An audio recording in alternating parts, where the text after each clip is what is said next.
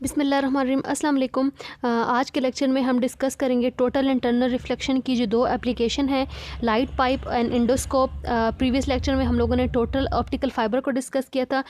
Optical fibre अगर आप लोग को पहले पता होगा, उसकी कंस्ट्रक्शन, उसकी वर्किंग पता होगी, तो आप लाइट पाइप और इंडोस्कोप को ईजिली डिस्कस कर सकेंगे। तो हम पहले स्टार्ट करते हैं लाइट पाइप से। लाइट पाइप एक्चुअली क्या होता है, लाइट पाइप जो है वो थाउजेंड्स ऑफ ऑप्टिकल फाइबर को जब कंस्ट्रक्ट करते हैं तो आप कंबाइन करते हैं, fibres bounded together,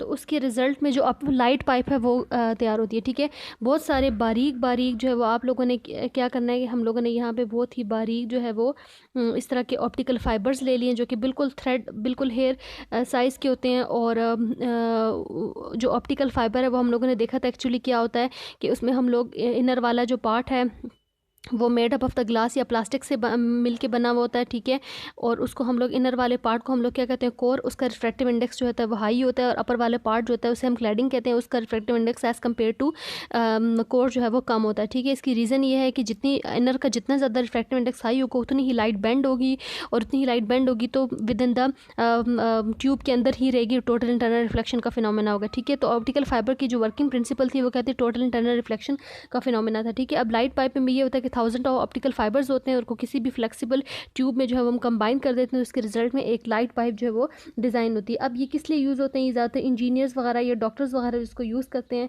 for example doctor जो अगर इनसाइड ह्यूमन बॉडी का अगर हम देखना है, डायग्नोस करना है, तो उसके लिए यूज़ करते होते हैं। इनसाइड ह्यूमन बॉडी का व्यू करना है तो उसके लिए यूज़ करते हैं, डायग्नोस करने के लिए कोई भी ऑर्गन अगर ख़राब है, या फिर किसी भी इमेज को अगर एक जगह से दूसरी जगह ट्रांसमिट करना है तो उसके लिए भी यूज़ करते होते हैं। ठीक है, उसका वर्किंग प्रिंसिपल भी as it is optical fibre जैसा ही है बिल्कुल।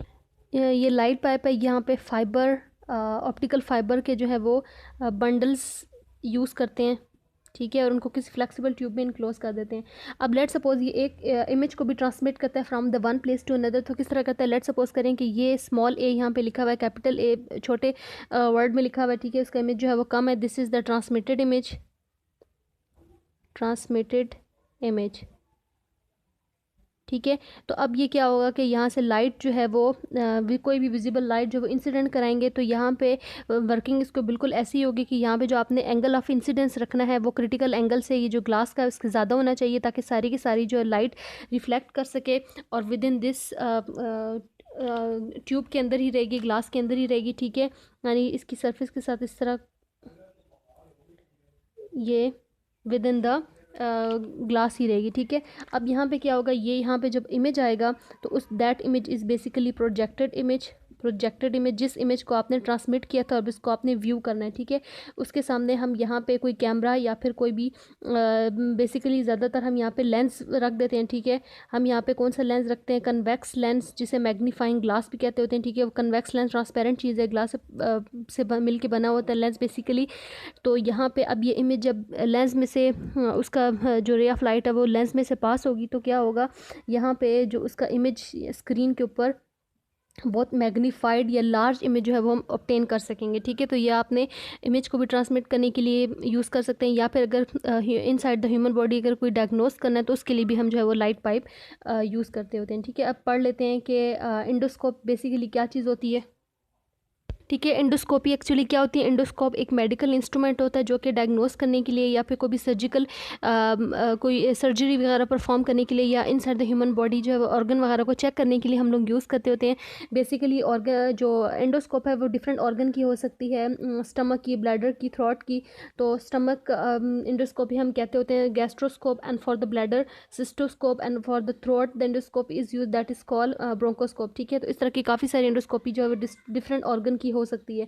अब इसमें भी यही होता है कि एंडोस्कोपी क्या करती है, इंटीरियर ऑर्गन की ह्यूमन बॉडी को उसको एक्सप्लोर करती है। अब इसका साइज़ जो है वो इतना ज़्यादा बारीक होता है। ठीक है, बिल्कुल हेयर जितना इंसान का बाल होता है बिल्कुल इतनी बारीक जो होती है वो पाइप होती है, bundle of optical fibre actually होती है, लेकिन बहुत ही बारीक होते हैं। तो आप जो नेचुरल ओपनिंग है माउथ वगैरह के ज़रिए इंसान की बॉडी में जो वो इंटर करवा सकते हैं। उसके दूसरे एंड पे जो है वो कैमरा लगा होता है, और कैमरा एक्चुअली क्या कर लेता है कि जो भी इनसाइड द ह्यूमन बॉडी है वो सारा के सारा इमेज को वो रिकॉर्ड कर लेता है और कंप्यूटर स्क्रीन पे इजीली उसको देख सकते हैं, ठीक है। तो इसमें होता यही है कि यहाँ पे सिंपल एक लाइट सोर्स होता है।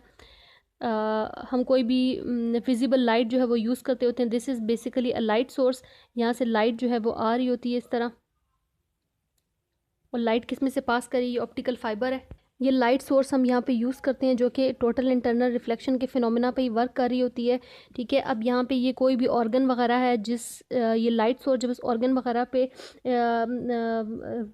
इंसिडेंट होती है, ठीक है, यहाँ पे, तो यहाँ पे हम यहाँ पे एक और साथ में लेंस वगैरह भी यूज़ करते होते हैं, ठीक है। और वो जो लेंस है वो भी ऑप्टिकल, इस तरह ऑप्टिकल फाइबर के साथ जो है वो कनेक्टेड होता है, क्योंकि काफ़ी सारे bundle of the optical fibre जो हम यूज़ करते हैं।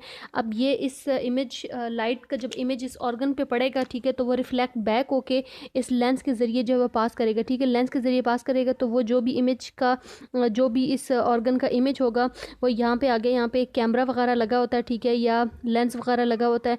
तो वो कैमरा जो है वो एक्चुअली ये भी ऑप्टिकल फाइबर है, दिस इज़ ये भी ऑप्टिकल फाइबर है, ठीक है। तो यहाँ पे दूसरे ऑप्टिकल फाइबर के ज़रिए जो है हम ईज़िली उसका व्यू कर सकते हैं। कैमरा लगा होता है या कोई रिकॉर्ड करने के लिए, व्यू देखने के लिए कंप्यूटर स्क्रीन पे हम इजीली उस ऑर्गन का इमेज जो है वो लार्ज स्क्रीन पे इजीली देख सकते हैं, ठीक है। तो ये जो लेंस है ये बेसिकली क्या सेंड कर रहा होता है, ये इस ऑर्गन का इमेज जो है वो सेंड कर रहा होता है इस ऑप्टिकल फाइबर के ज़रिए, ठीक है। तो लेंस का इसी बेसिकली मकसद क्या होता है कि this basically sends the image of that organ, send the image of the organ along the, ठीक है। ये ऑप्टिकल फाइबर हम यहाँ पे यूज़ करते हैं, along द ऑप्टिकल फाइबर,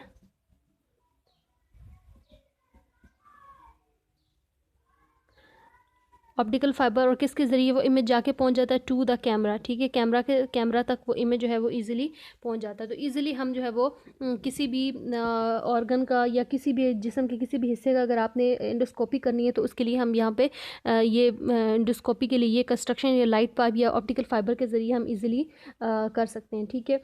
और लाइट जो है वो इनसाइड द लाइट जो ट्रांसमिट बैक करती है लेंस के ज़रिए, और फिर लेंस में इस ऑप्टिकल फाइबर में कौन सा फिनोमेना हो रहा होता है, टोटल इंटरनल रिफ्लेक्शन का फिनोमेना हो रहा होता है, ठीक है।